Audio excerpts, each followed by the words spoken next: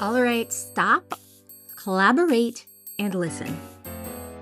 Before you click away from my video because you think I'm about to toss out some absurd theory of how the Trailblazer is going to suddenly pop into Nod Cry somewhere and save the day, I'm not.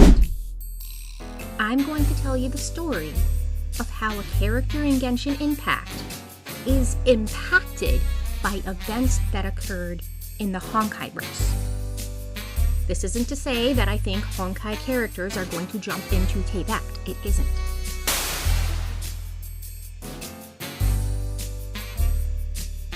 It is that one character out of everyone in Teyvat was affected by specific events that occurred in the other series. So stick with me, Flobius, also known as your 8-bit mom, as I determine what remains of Skirk the Foul.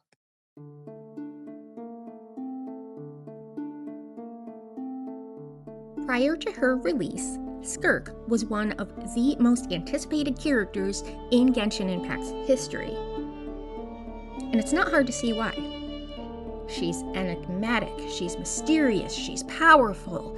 She can wallop both a Fatui Harbinger and a space whale without breaking a sweat.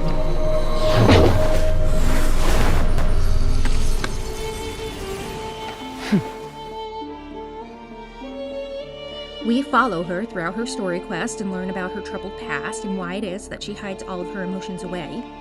Do you even remember how many of us perished in that fire? How many bodies were left to rot on the scorched earth? Yet you alone live on.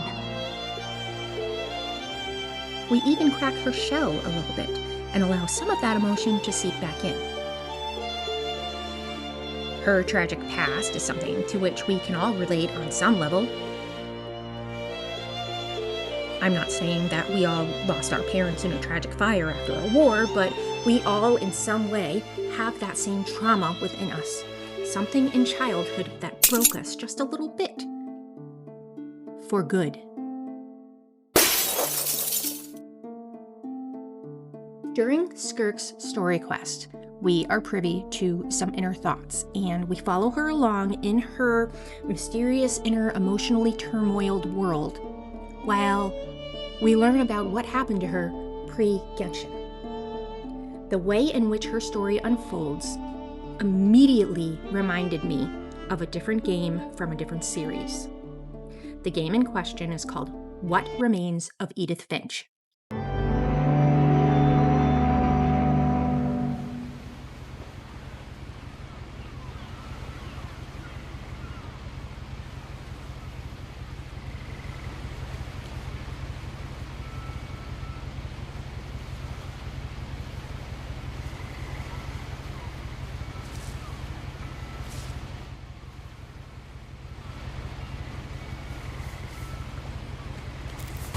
A lot of this isn't going to make sense to you. In that game, you as the player take on the role of Edith. She's the last surviving member of her family, and she returns to her childhood home to explore a decayed old building in which she grew up. She's there to uncover the truth behind her family's supposed curse, and she re-experiences the final moments of every family member's death. The day he made up his mind to fly. And he did. As we interact through these flashbacks, which are triggered by different belongings, Edith and we learn the tragic and sort of fantastical stories behind her ancestors. The same manner of Edith's family story following her along and sort of haunting her in the form of the words that appear on screen happens with Skirk. She experiences that same haunting trauma following her. Her story follows her wherever she goes and continues to haunt her because she will not come to terms with it.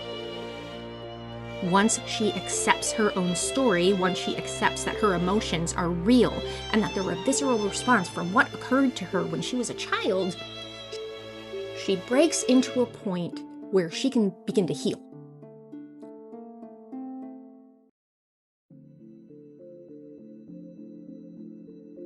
In Edith Finch, there is one character, Edith's little brother Milton, who disappears, and there's a big question as to whatever happened to him. My brother Milton disappeared when I was 4. It was like the house just swallowed him up. Did he perish? Did he run away? Is he leading some new life somewhere? Did he survive the curse? In an interesting twist, it turns out that Milton is actually a character in a game that predecessed What Remains of Edith Finch. In that game, he is a king who crossed over from a different world and ruled a fairy tale land. So the connection is that Milton, the younger brother who wanted to escape the curse of his tragic and dysfunctional family, walks into one of his paintings and never looks back. He emerges into a world of art and fantasy and discovers a different type of dysfunction. The boy from my dream. What a strange dream it was. My life's work was being destroyed, and all I could do was watch. Come, sit here by the fire. It all began right there, in the house I grew up in.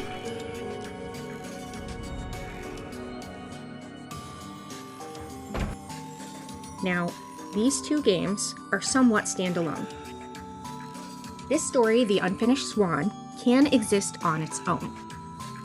What Remains of Edith Finch can also remain on its own. It doesn't need to be part of a series. It doesn't need to have that prequel. They're two separate games who coincide and clash just a little bit, with Milton walking into a painting in one game and walking out of a painting in another.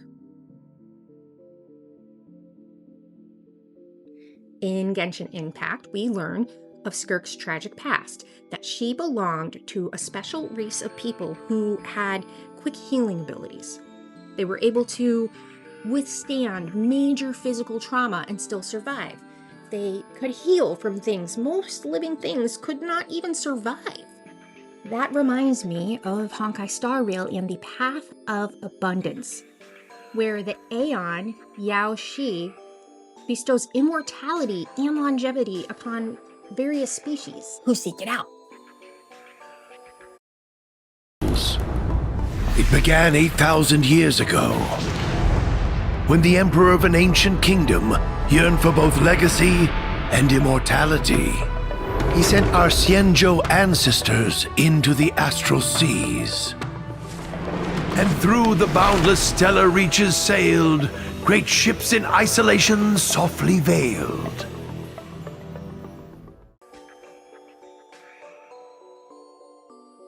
Now, am I saying that Skirk comes from one of those species that sought out the abundance and accepted its powers? And accepted the debilitating mental illness known as Mara-struck? One that eventually consumes long-lived recipients, creating a sort of cycle of existence and conflict. No. What I'm saying is that natural enemies of the abundance somehow came across Skirk's people, saw that they were self-healing, saw that they were long-lived, and assumed that they were abundance path followers, path striders.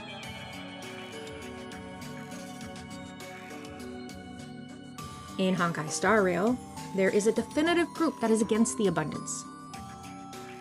Leon the Hunt travels the universe seeking out the abundance in order to destroy it. The Zhanzhou Alliance are followers of the Hunt. They are followers of Leon, and they also want to eradicate the abundance. And they actually traverse the universe as well in their ships, destroying those long-lived recipients and those Mara-struck.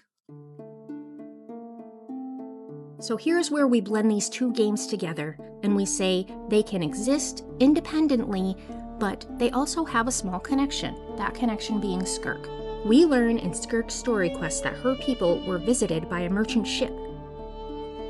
That ship, while friendly, left, and then aggressors returned and killed Skirk's family and her people. Do you see where I'm going with this? Do you see how there could be a connection between the two games? While both remain independent, they can exist just a tiny bit together? The Zhanzhou Alliance caught wind that there was a long-lived species with great healing ability, and because it is their mission to destroy anything of the abundance, assumed that these were abundance pathstriders and that they needed to be snuffed out. How Mythology was there, coincidentally enough, to save Skirk, I haven't figured that part out yet. But what I do believe is that Honkai Star Rail directly impacts Skirk's storyline, and that Skirk's storyline in Genshin Impact is a result of Honkai Star Rail. Just as Welt crossed over from Honkai Impact 3rd into Star Rail, Skirk's trauma crossed over from Honkai Star Rail into Genshin Impact. I think we will be able to tie more threads together between the three games without them having to exist in unison. We won't necessarily have Finon jumping into Teyvat. We won't necessarily meet Kiana in Nod Cry, but we will see little connections. It is a universe, it is the Hoyoverse. We will see things match up. And we will continue to see these things match up moving forward. So that's my theory today, you guys. The Zhanzhou Alliance destroyed Skirk's people and sent her on the path of the abyss. Will we ever have a crossover of Skirk traversing the Honkai Star Rail? That remains to be seen. Mythology's threats seem to put a damper on that. I think he's keeping her out of that for some reason. He's scaring her into staying away from whatever the Aeon conflict is. We will see more threads tying the universe together. We will see more strings connecting.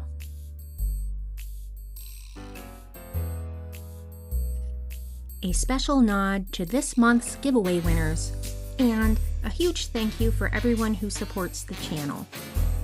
YouTube is a vast sea of content creators, and being found within it can sometimes be a challenge, so every like and comment and subscribe and even click all help. So thank you, thank you, thank you. This is Flovius, also known as your 8-Bit Mom, saying play nice.